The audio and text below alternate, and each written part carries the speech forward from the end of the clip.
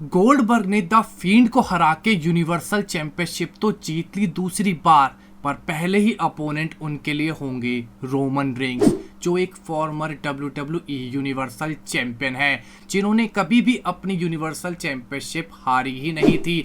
आखिर क्यों रेसलमेनिया 36 पे Roman Reigns 2 time universal champion बनने वाले हैं, होगा इस वीडियो में रिवील। मेरा नाम है नितिश वशिष्ठ और आप देख रहे हैं WWE Hindi empire channel. Goldberg versus Roman Reigns का मैच ड्रीम मैच है। सालों से WWE यूनिवर्स इस मैच का इंतजार कर रही थी।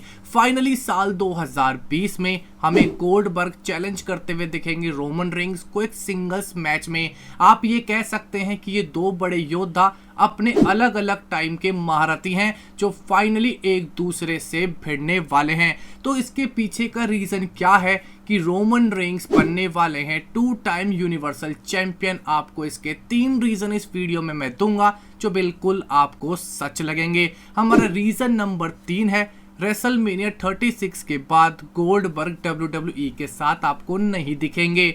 गोल्डबर्ग एक पार्ट टाइम रेसलर हैं। गोल्डबर्ग की एज काफी ज्यादा हो चुकी है। ये एक रेसलमेनिया सीजन है और रेसलमेनिया पे एक ड्रीम मैच करवाना था। इसी वजह से WWE ने गोल्डबर्ग को द फील्ड से यूनिवर्सल चैंपियनशिप जितवाई, ताकि WWE एक ड्रीम मैच करवा सके रोमन रेंग्स और गोल्डबर्ग के बीच में। यानी कि पहला रीजन रोमन रेंग्स के जीतने का है। गोल्डबर्ग हमें रेसलमेनिया 36 के बाद नहीं देखने को मिलेंगे। इसके बाद हमारा रीजन नंबर 2 कि ये टाइम आ चुका है कि रोमन रेंग्स फिर से अपना मेन इवेंट स्पॉट ले लें। यानी कि बहुत टाइम से WWE ने साल 2018 के बाद पहले सेथ रोलिंग्स के साथ एक्सपेरिमेंट करा कि वो WWE के टॉप बॉय बन सकें, टॉप पोस्टर बॉय बन सकें, क्योंकि अब रोमन रेंग्स अपने लुकीमिया कैंसर के बाद जा चुके थे। पर सेथ रोलिंग्स को इतनी सक्सेस नहीं मिली, वो WWE को अपने कंधों पे आगे लाद के नहीं ले जा सके।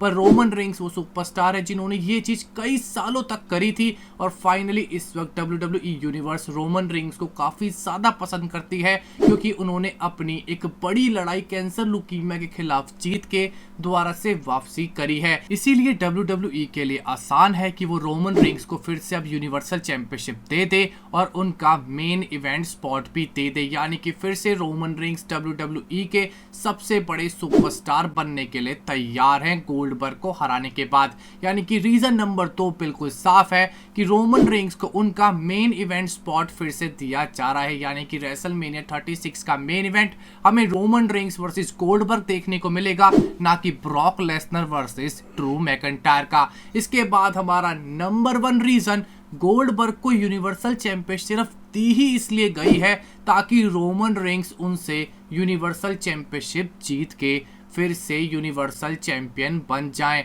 वरना क्या मजाल कोई इतने बड़े रेसलर द फील्ड को हरा के उनसे यूनिवर्सल चैंपियनशिप जीत पाता, क्योंकि WWE ने खुद 1 साल तक Roman Reigns versus the field का मैच बनाने की कोशिश करी थी एट रेसलमेनिया 36, पर गोल्डबर्ग की एंट्री की वजह से WWE ने रोमन रेंग्स वर्सेस गोल्डबर्ग का मैच ज्यादा इंपॉर्टेंट समझा और उसको इसी साल करवाने का फैसला कर लिया। और गोल्डबर्ग से रोमन रेंग्स यूनिवर्सल चैंपियनशिप हारने से निराश भी नहीं होंगे, क्योंकि वो जानते हैं कि रोमन रेंग्स सबसे बड़े सुपरस्टार हैं WWE के, जिस वजह से वो आराम से यूनिवर्सल चैंपियनशिप हार सकते हैं और उनकी कोई इंसल्ट भी नहीं होगी। तो दोस्तों, हम आपसे इस वीडियो में क्वेश्चन पूछना चाहेंगे, आपको इन 3 रीजंस में से कौन सा रीजन सबसे ज्यादा सही लग रहा है कि रोमन रेंग्स का नया यूनिवर्सल चैंपियन बनने में, और या आपके पास कोई नया रीजन है तो कमेंट सेक्शन में जरूर बताइएगा।